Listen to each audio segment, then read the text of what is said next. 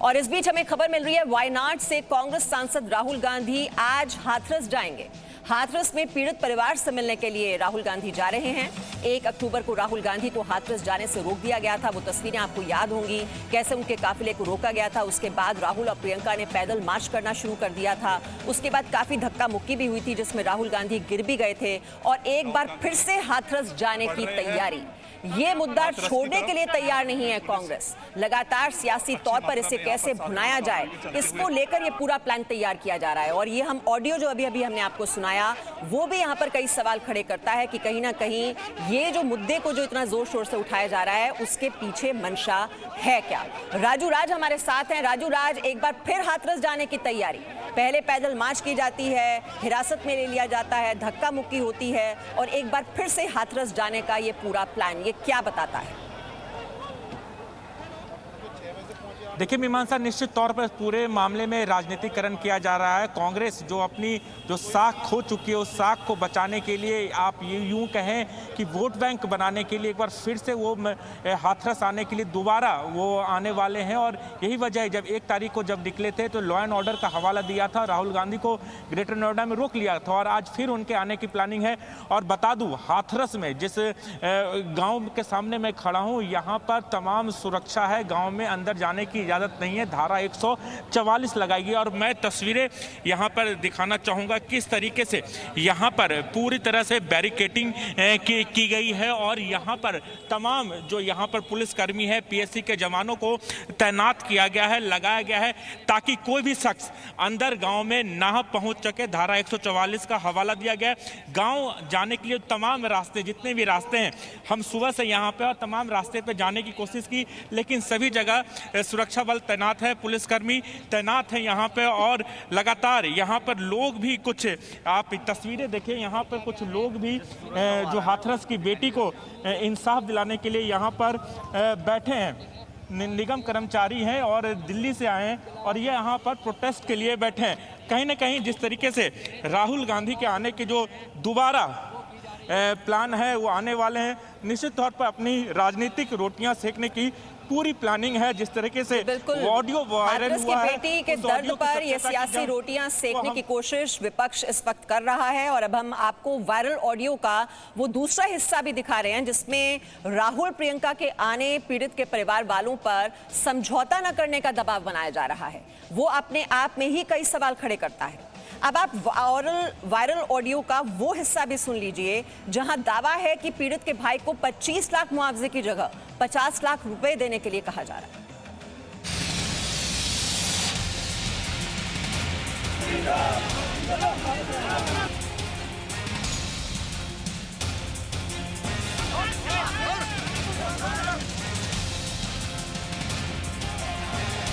तो क्या यह हंगामा सोच समझकर किया गया?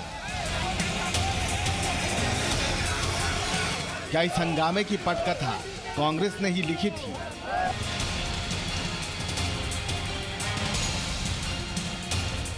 क्या कांग्रेस की सियासत इतनी नीचे गिर चुकी है? और अगर ऐसा नहीं है तो फिर वो कौन है जो पीड़ित के परिवार को निर्देशित कर रहा है?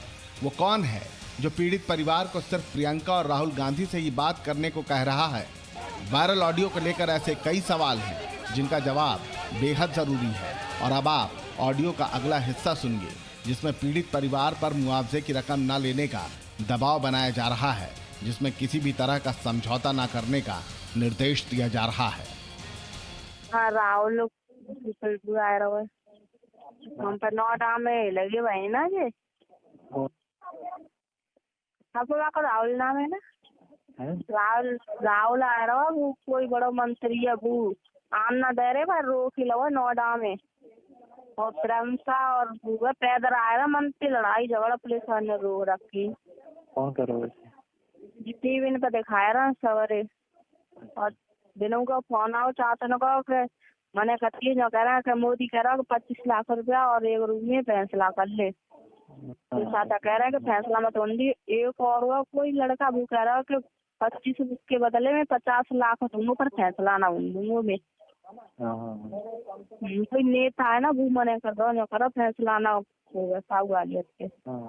मैं ठीक है, मैं बात करता हूँ, मैं बात करती हूँ उनसे। इस ऑडियो में कथित तौर पर एक लड़की पीड़ित के भाई से बात करती हुई बताई जा रही है, पर सवाल यह है कि हाथरस की बेटी के दर्द का सौदा करने वाले लोग हैं कौन, और क्या इस ऑडियो में प्रधानमंत्री मोदी का नाम लेकर उन्हें बदनाम करने की साजिश नहीं की जा रही। ब्यूरो रिपोर्ट, जी मीडिया। जैसे हाथरस केस में राज्य सरकार ने कड़ी कार्रवाई की है। हाथरस के पुलिस अधीक्षक, एक डीएसपी और संबंधित थाना प्रभारी को भी सस्पेंड कर दिया गया है। और अब इस मामले में आरोपियों के साथ साथ पीड़ित पक्ष का भी पॉलीग्राफ और नार्को टेस्ट करवाया जाएगा। इतना ही नहीं, पहली बार पुलिस अधिकारियों का भी नार्को टेस्ट करवाया जाएगा।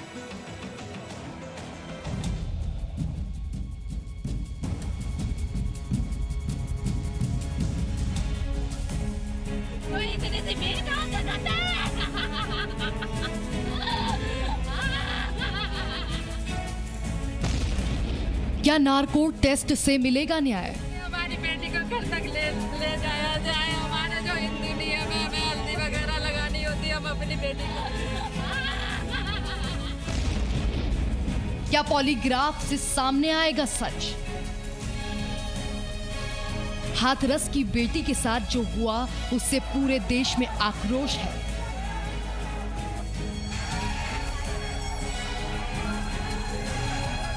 सभी के मन में एक सवाल है कि इंसाफ कब मिलेगा। सवाल है कि हाथरस की बेटी के घाव छिपा रही है पुलिस प्रशासन पर जब एक के बाद एक कई सवाल उठे तो सूबे के मुखिया एक्शन में आए और हाथरस के एसपी समेत 5 पुलिसकर्मियों पर गाज गिर गई। एसपी विक्रांत वीर, सीओ राम शब्द, इंस्पेक्टर दिनेश वर्मा, एसआई जगवीर सिंह और हेड कांस्टेबल महेश पाल को सस्पेंड कर दिया गया। इसके साथ ही जो सबसे बड़ा फरमान योगी सरकार ने इस केस में जारी किया है वो घटना से जुड़े सभी पक्षों का पॉलीग्राफ और नार्को टेस्ट कराने का है। आरोपियों के साथ साथ पीड़ित परिवार और पुलिसकर्मियों का भी नार्को और पॉलीग्राफ टेस्ट कराया जाएगा। तो सवाल है कि क्या नार्को टेस्ट से हाथरस की बेटी को जल्द न्याय मिलेगा? हाथरस की घटना से योगी सरकार बैकफुट पर है, तो वहीं मुख्यमंत्री का कहना है कि दोषियों को ऐसी सजा मिलेगी कि भविष्य के लिए उदाहरण बनेगा। सीएम योगी ने ट्वीट कर कहा कि सरकार उत्तर प्रदेश में माताओं बहनों के सम्मान स्वाभिमान को क्षति पहुंचाने का विचार मात्र रखने वालों का समूल नाश सुनिश्चित है। इन्हें ऐसा दंड मिलेगा जो भविष्य में उदाहरण प्रस्तुत करेगा। आपकी यूपी सरकार प्रत्येक माता बहनों की सुरक्षा व विकास हेतु संकल्पबद्ध है। ये हमारा संकल्प है, वचन है। हाथरस की हर हरकत पर सरकार और पुलिस की पैनी नजर है। पीड़ित के गांव में पुलिस की घेराबंदी है तो वहीं मीडिया की भी नो एंट्री है। पीड़ित परिवार ने पुलिस पर घेराबंदी का आरोप लगाया है तो वहीं परिवार का कहना है कि उन्हें जबरन नजरबंद कर दिया गया है। क्या हो रहा है आपके घर, क्या चीजें हो रही है? जी कुछ नहीं हो रही, बस उनका फोन छुड़ा लिया है और वो हमको किसी को लेकर नहीं दे रही। बाहर घेराबंदी कर रखी है चारों से, छत पे, गांव में, गली में। सवाल है कि जांच के नाम पर पूरे गांव की घेराबंदी क्यों? ऐसा क्या जिसे पुलिस छिपाना चाहती है? ब्यूरो रिपोर्ट, जी मीडिया। और राजूराज हमारे साथ हैं। राजूराज, ये पहली बार है जब पुलिस अधिकारियों का इस मामले में ये नार्को टेस्ट करवाया जाएगा, लेकिन पीड़ित पक्ष का नार्को टेस्ट क्यों? उसकी क्या वजह है? देखिए, निश्चित तौर पर कई आरोप लगा रहे हैं, कई अफवाहें भी सामने आ रही हैं, जिसकी वजह से जो जांच का दायरा आगे बढ़ा गया और पहली बार किसी सूबे के मुख्यमंत्री ने इस तरह के जांच के आदेश दिए हों कि इस पूरे घटनाक्रम में, इस पूरे केस में जो भी लोग दोषी हैं, चाहे वो पीड़ित पक्ष हो या फिर जो आरोपी पक्ष हो या फिर पुलिस, जिन पुलिस वालों ने लापरवाही बरती, उन तमाम का नार्को टेस्ट और पोलोग्राफी टेस्ट करा जाए। हालांकि नार्को और पोलोग्राफी टेस्ट करने से पहले जो कंसर्न है उनका इजाज़त लेना पड़ता है और कोर्ट से इसकी परमिशन लेनी पड़ती है, जिसके बाद नार्को टेस्ट किया जाता है। नार्को को कोर्ट में हालांकि सबूत के तौर पर नहीं माना जाता, लेकिन जो जांच है, जांच की दिशा है, जो लाइन है, वो इस नार्को टेस्ट और पोलोग्राफी टेस्ट से मिल सकता है। और कहीं ना कहीं यही वजह है कि सूबे की मुखिया ने नार्को और पोलोग्राफी टेस्ट के आदेश दिए।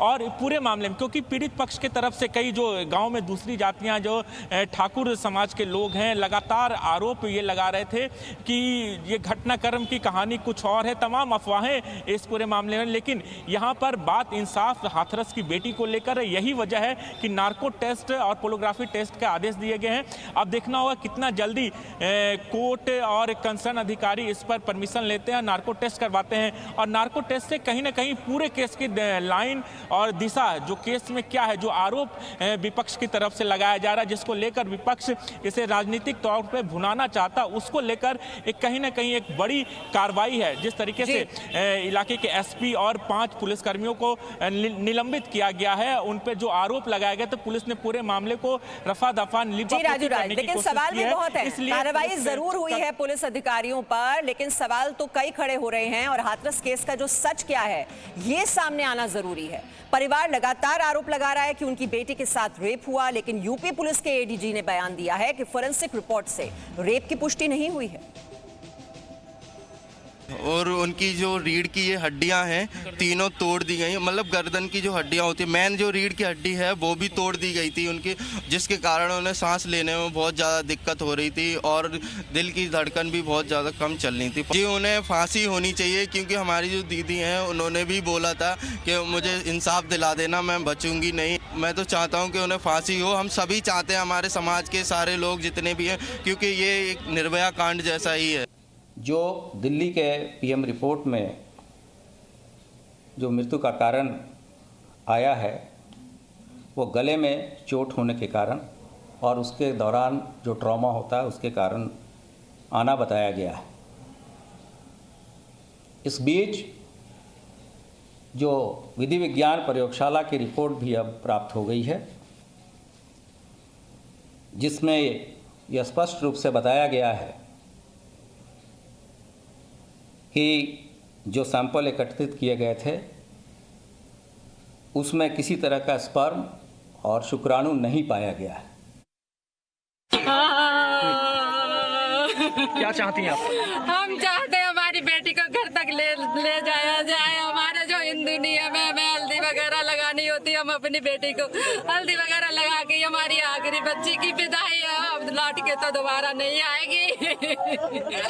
हम अपनी बच्ची की अपने घर से ही, दरवाजे से ही विदाई करना चाहते हैं।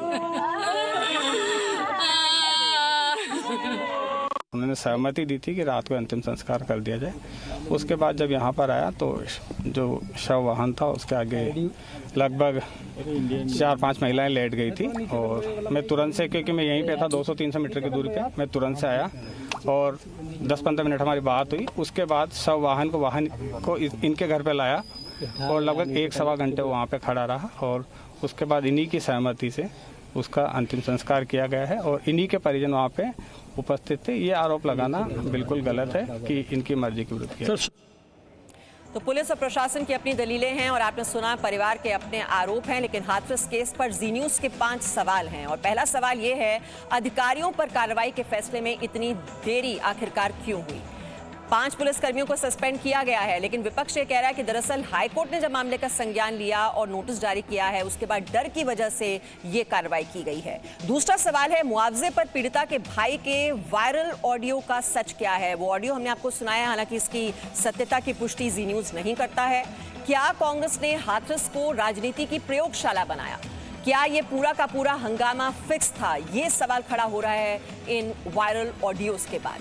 और चौथा सवाल ये है कि गांव तक मीडिया को जाने की इजाजत आखिरकार क्यों नहीं दी जा रही है? अब कहा यह जा रहा है कि जब एसआईटी की जांच पूरी हो जाएगी उसी के बाद मीडिया को प्रवेश की अनुमति दी जाएगी, लेकिन ऐसा क्या है जिसको छिपाने की कोशिश की जा रही है? पीड़ित परिवार का पक्ष सामने क्यों नहीं आने दे रहा है प्रशासन? तो क्या हाथरस की हकीकत को दबाने की और छिपाने की ये पुलिस और प्रशासन की कोशिशें क्या की जा रही हैं? इसी को लेकर जी न्यूज़ का ये सवाल। Presenting V News app available on Google Play and App Store. Download it now.